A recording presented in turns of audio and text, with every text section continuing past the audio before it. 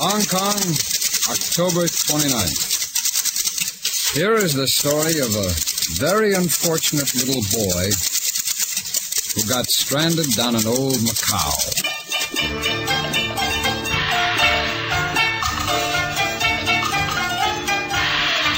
O'Hara, transcribed reports from one of America's noted foreign correspondents, whose syndicated column appears throughout the world.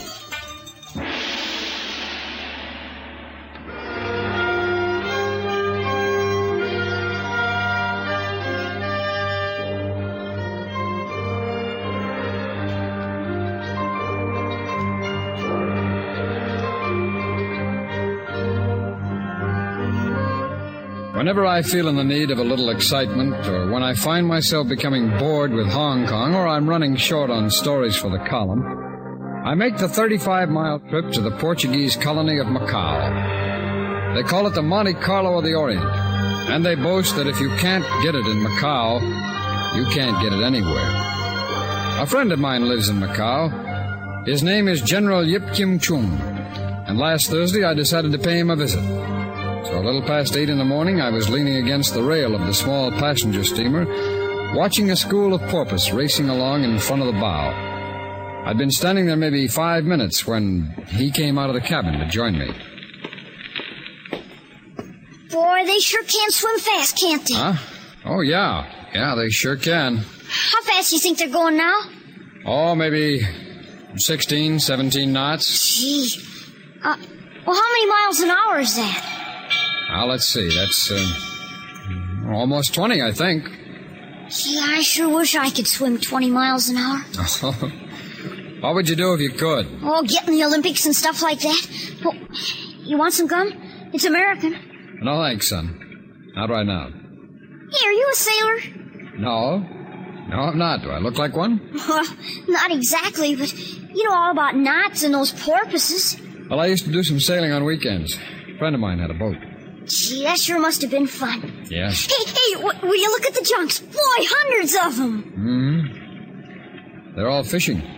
Gee, those black ones remind me of pirate ships. You suppose we'll meet up with any pirates today? No, I doubt it. Pirates were chased out of these waters almost 20 years ago. Well, that's not what my pop says. Oh? In his letter, he said a lot of smugglers make their headquarters in Macau. And he said a lot of pirates have gone into business there. You know something? I have to admit your pop's right. Well, sure he is. My pop wouldn't say anything that wasn't... Hey, look at those porpoises jump. Yeah. Where do you live, Tommy? In Tokyo with my mom and stepdad. We moved there last week when he got transferred. Before that, we lived on... Hey, how'd you know my name? It's on the tag that's pinned on your coat. Oh, I forgot about that. You traveling alone? Yeah. I'm going to visit my pop in Macau for a couple of weeks. Mm-hmm. What's your name? O'Hara. Bob O'Hara. Well, I'm glad to meet you, Mr. O'Hara. Well, thank you. I'm glad to meet you, Tommy. Please do not ever disappear like that again. Oh, gee, I just came out to watch the porpoises jump. What's the matter, stewardess? Is he giving you trouble? No, not really, Mr. O'Hara. But it is my duty to watch him, and every time I turn my back, he's gone, just like a firecracker making noise. Now, you come along inside, Tommy. I want you to finish your milk.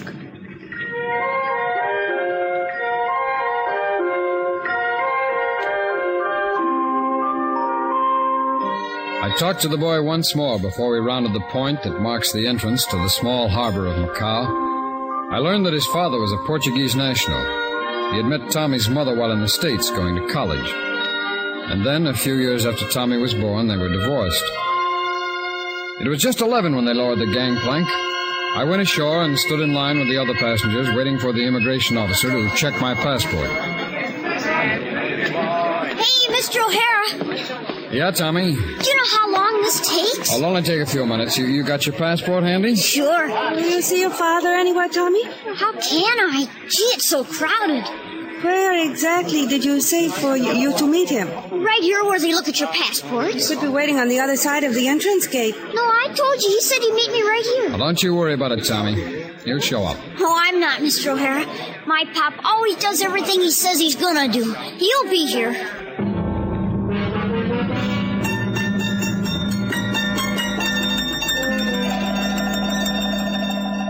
Because I go over to Macau quite often, most of the immigration officers know me. And a moment later, one of them handed me my usual 24-hour tourist permit. I said goodbye to Tommy and told the stewardess that I'd be going back on the same steamer that afternoon. A few minutes later, I arrived at the business establishment of my friend, Yip Kim Chung. Kim Chung had once been a general in the Nationalist Army. Since his arrival in Macau, he had acquired the most luxurious gambling house on the inappropriately named Street of Happiness. The general seemed taller and heavier than I remembered. We had a long talk, an even longer lunch, and then I returned to the dock to board the steamer.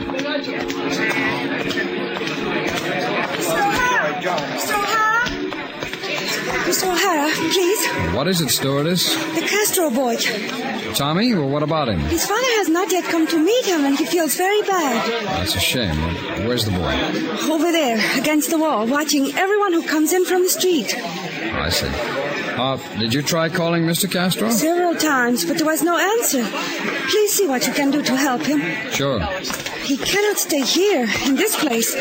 And because he is a child, they will not allow him to enter Macau unless an adult assumes full responsibility for him.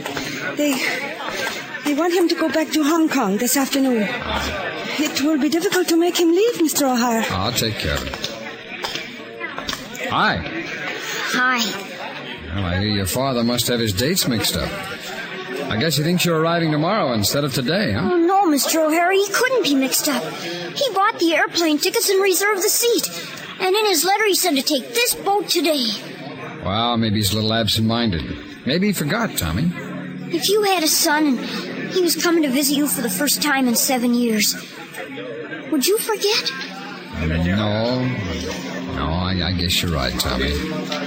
Mr. O'Hara, I must go aboard now. Will you? Yes, sure. I'll catch the late boat tonight or the early one tomorrow morning. You go right ahead, stewardess. Thank you. Tommy, I hope your father comes for you very soon. He will. I know it. Goodbye, Tommy. Bye, and thanks. Oh, Tom, you still got some of that American chewing gum? Oh, yeah.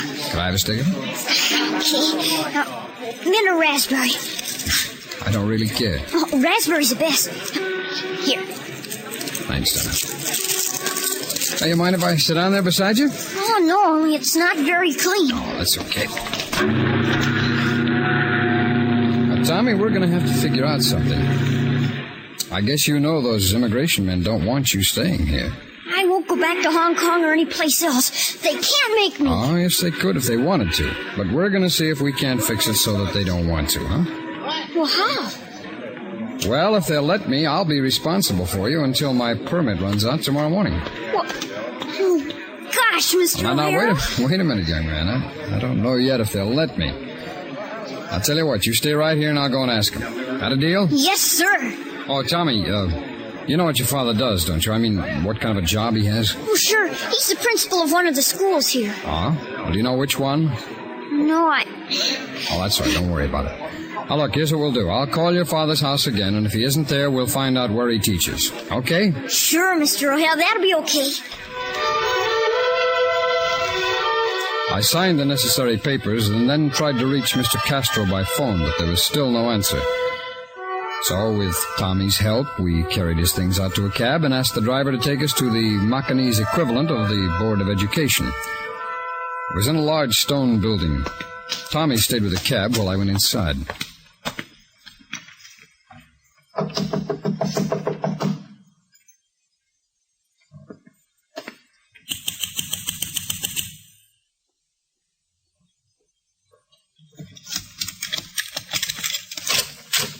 Estamos cerrados hoy. Vuelvo mañana. Whoa, friend. I'm sorry I don't understand you. Do you speak English? Yes.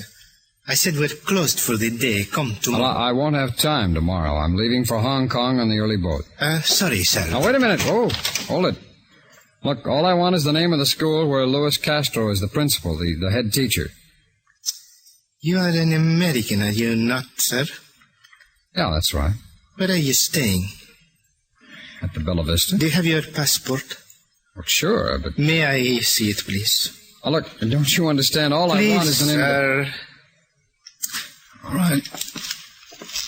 Hey. Thank you. Very well, Mr. O'Hara. You're satisfied now? That you're an American? Yes. Excuse me. I hope you don't mind talking out here in the hall. I found it to be much safer. Safer from what? The old-maid school teacher? Mr. O'Hara, why are you so interested in locating Mr. Castro? Because his son is waiting outside. Now, Castro was supposed to meet him this morning when the boat docked, but he didn't show up, and I'm helping the boy find him. Okay? That is your only reason? Now, look, mister, I've answered all the questions I intend to. Will you tell me the name of that school? The name does not matter. Castro is not there. All right, where is he? I don't know. All I do know is that he telephoned his school's office this morning before the first class. He said he would not be in today. Well, that's all? He didn't say why, or he isn't sick, is he? No, and he has not been at home all day. Yeah, we know that already. Well, next thing to do is check the hospital. He is not in a hospital, Mr. O'Hara. I inquired this afternoon. Now, why would you do that? Mr. O'Hara, I'm sure I could be of more help to you later tonight if you would care to meet me. All right. Where? Any public place where we would not be conspicuous. How about General Yip's gambling palace? Fine. Say at 11. Oh, it is usually very crowded. Perhaps we should arrange to meet in a particular section. I'll be right outside the General's office. I shall find you, Mr. O'Hara. You better.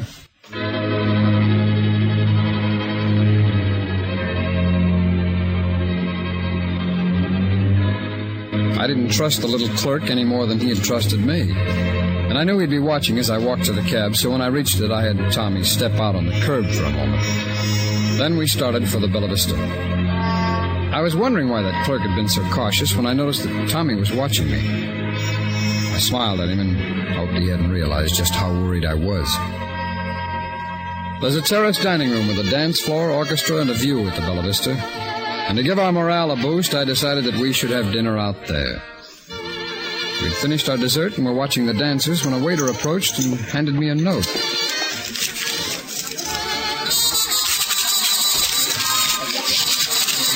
Who's it from, Mr. O'Hara? Mr. O'Hara? Now, let me finish him. I'm not sure, Tommy. Oh, isn't it signed? Yeah, but... Tommy, you're getting to be a big boy now. You're almost a man, and it's time that you knew that people have to do things sometimes that seem cruel to other people, but are really the best thing for everybody. You mean like Mom making me take Castro? Yeah, that's right. Well, sometimes when they do these things, they can't always explain why they're doing them. Do you understand that? Yes, sir, I think so. Oh, good. Now, Tommy, would you recognize your father's handwriting if you saw it? I'm sure he writes up. It's from my pop, isn't it, Mr. O'Hara? When's he Tommy, coming to get me? Tommy, now... Did he say? Is it going to be tonight or in the morning? Tommy, will you stop? Tommy, stop it, will you? Now, look. Now, wait a minute. Now, you read this, but first I want you to tell me if it's your father's handwriting. Oh, let's see. Yeah, that's Pop's writing. All right, now you're sure of that, huh? Yes, sir. Oh, Pop wrote it. And that's the way he always signs his name. Didn't you believe he wrote it? Well, I just wanted to be sure, Tommy. All right, you go ahead and read it now. Okay. Dear Mr. O'Hara. Hey, how come he didn't send it to me? Just read it, Tommy, will you? Yes, sir. I regret not being able to thank you personally for the great kindness you have, It's accorded, Tommy. Oh, yeah. For the great kindness you have accorded my son, Tommy. However, business affairs which arose while my son was en route allow me no time to see the boy, much as I would care to. Go on, son. Just remember what I told you. Enclosed, you will find his return plane ticket. Please see that he leaves at the earliest possible moment. Thanks again. Louis Castro. I'm sorry, son. He could have at least found time to say hello to me. He could have brought this letter himself or called on the phone. Why didn't he, Mr. O'Hara? It isn't fair. Gee, we made all kinds of plans. We're going to go hiking and do so many things.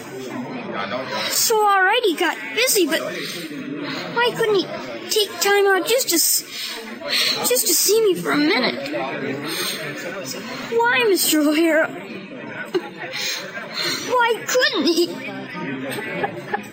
I don't know, son. I just don't know.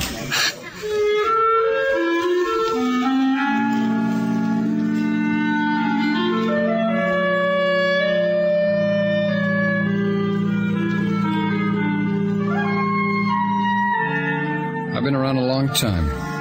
I've seen a lot, and there isn't much that one human being can do to another that will really bother me, but this did. Upstairs, I told Tommy I was sure his father really wanted to see him, and he probably felt just as bad as Tommy did because he couldn't. Tommy didn't believe me, and I didn't believe it myself. I wanted to meet this Louis Castro. I wanted to see a man who was so busy he couldn't spare 5 minutes for his son. Finally, I managed to get Tommy into bed, and about an hour later, he was sound asleep. I asked one of the bellboys to keep an eye on our room, and then I walked down to General Yip Kim Chung's gambling palace. I had told the general at lunch that I was leaving on the afternoon steamer for Hong Kong, so I knew he'd be surprised to see me. Oh, Mr. O'Hara, you go right in the place. Thank you, Pien.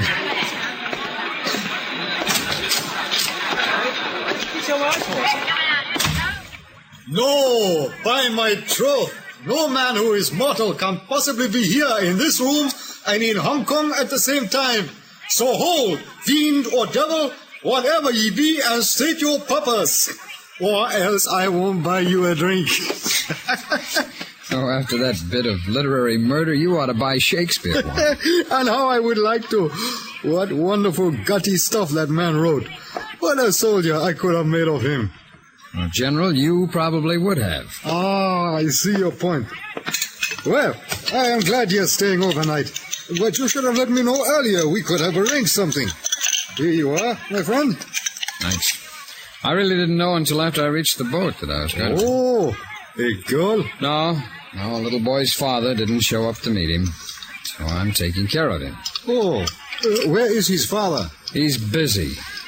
Too busy to see him even once. Instead, he sent a note telling the boy to go back home to his mother, so he's doing that in the morning. Father and mother are divorced? Yeah. That is sad. Excuse me. Who is there? Here, I have word to tell Mr. O'Hara. Yes? Mr. O'Hara, there is man who saw you enter here. Portuguese man. He say he meet with you now, 11 o'clock. You tell him to forget it, Pien. Tell him it isn't important anymore. Yes, sir. I tell him as he say. Who was that Portuguese man? Oh, a man who might know where Tommy's father is. But right now, I don't care. How is your drink, my friend? Oh, it's fine. Just fine. Thanks. Oh, you're tired. You should relax more, O'Hara. Sure. It's a good thing you're not in my business. You would soon be bankrupt. Now, what makes you think so? Oh, you let the troubles of other people become your own. Well, sometimes I can't help it.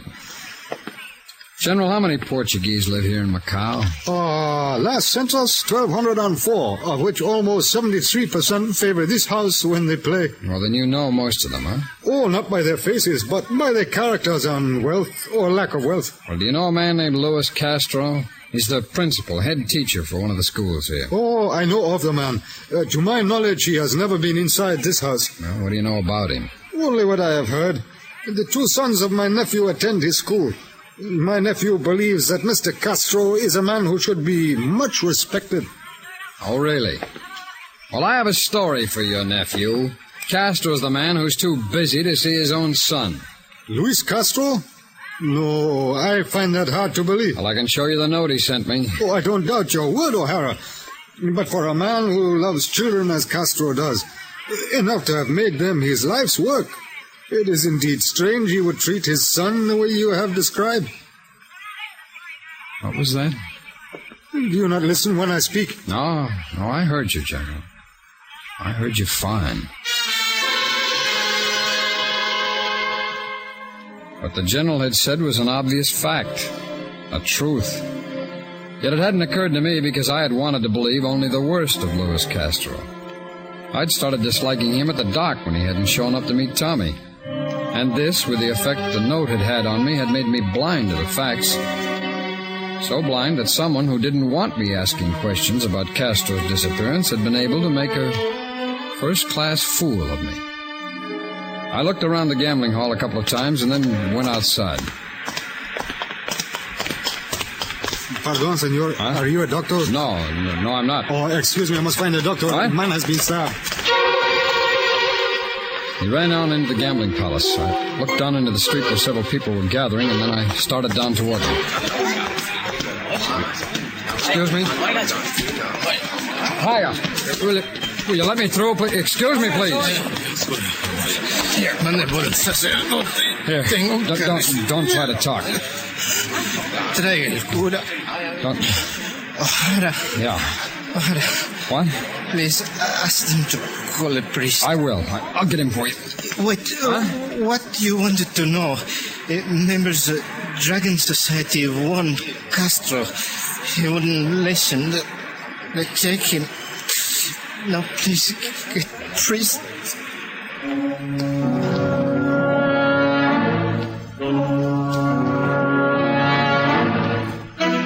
By the time I found a priest, the clerk was dead. I needed a couple of stiff drinks and a lot of help. So I went back to the general and I told him what had happened. But it was not your fault, O'Hara. Oh, now don't try to con me, General. Of course it was my fault. All I had to do when he came here was stand up and walk to that door and ask him to come in. And an hour later, you would have had a knife in your back. Maybe. But in the meantime, we'd have known where to find Castro. We can still know this. Oh, how? The Dragon Society is not a large organization, O'Hara, but it is a rich one. Most of the members are merchants, and most of them play here. Among the names in my file, I am sure there are many who belong to this society. I will choose one with little courage. Great. And we ask him to take us to Castro, and of course he does. Yes, exactly. It may take a few minutes before he is willing to do this. Oh, now look, General. If you do not care to witness the interrogation, O'Hara, you may wait outside.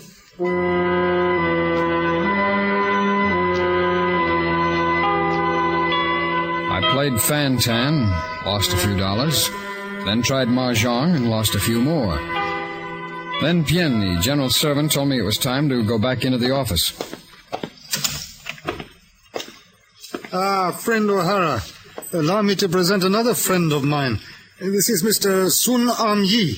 He is a member of the famed Dragon Society and has asked to meet you. Yes, I'll just bet he is. Is he not a miserable specimen? You will never imagine where my men found him. Okay, I give up where? Here, playing Fantan. Huh? Amusing? Oh, and before I forget, this knife you may have for a souvenir.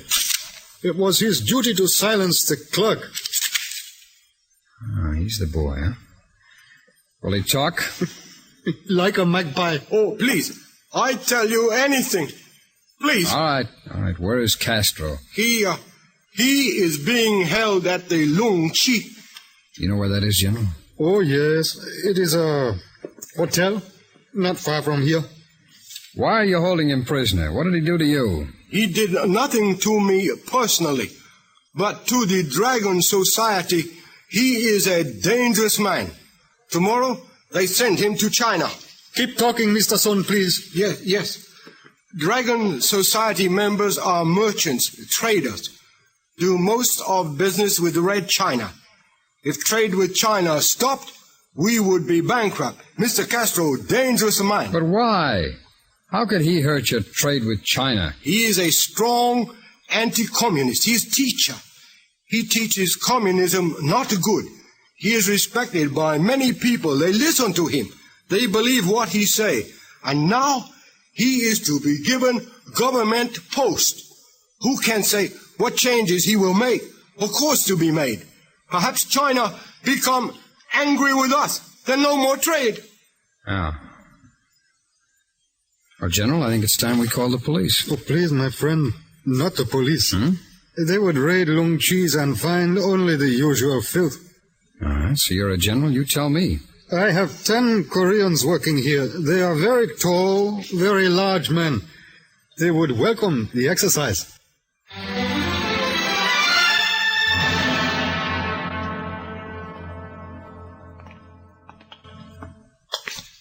You know what you are to do, O'Hara. Yes, General, I know. Repeat it, please. I do not want you to have any trouble. All right, I'm to wait out here near the entrance until you bring Castro out. Then it'll be my job to get him away from here. That is correct.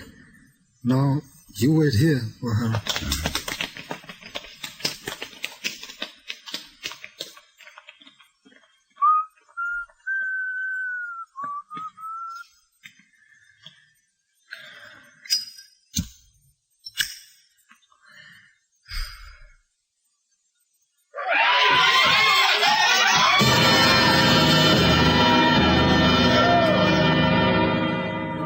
It was dawn by the time I got back to the hotel. I had Tommy get up and dress. I didn't tell him where we were going or why, and he didn't care. He sat beside me quietly, expressionless, like a little lost boy. At the hospital, I asked him to go inside with me to visit a friend. Okay, Tommy.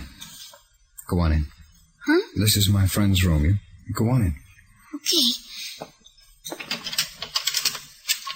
Go on.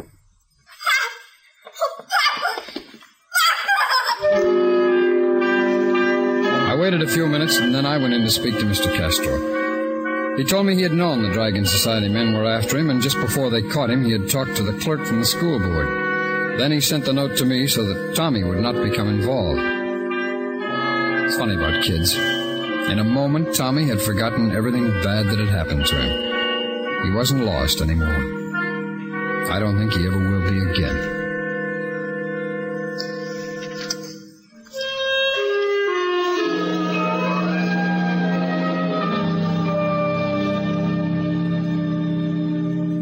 O'Hara stars Stacey Harris. It is transcribed and directed in Hollywood by Anthony Ellis. Tonight's story was written by Charles B. Smith. Featured in our cast were Richard Beals, Virginia Gregg, Don Diamond, Charlie Long, and Ben Wright. Musical supervision by Carl Fortina.